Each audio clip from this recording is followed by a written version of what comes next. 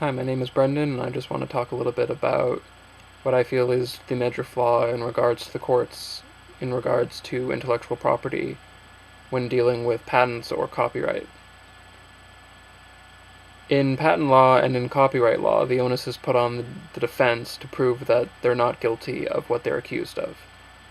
This is contrary to the way the American court system is usually set up, where the onus is put on the prosecution to prove that the defense is guilty of what the prosecution is accusing them of.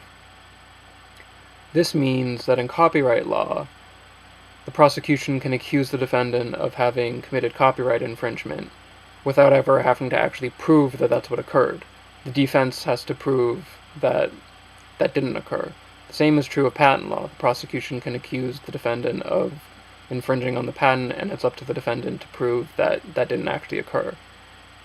This creates an environment where abuse happens.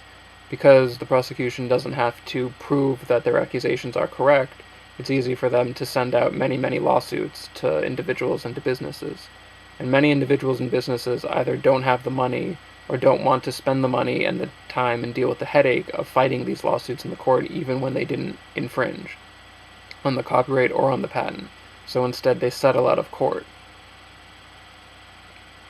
And this is really almost entirely because of the onus being put on the defendants to prove that the accusations aren't true, rather than put on those making the accusations to prove that they are true.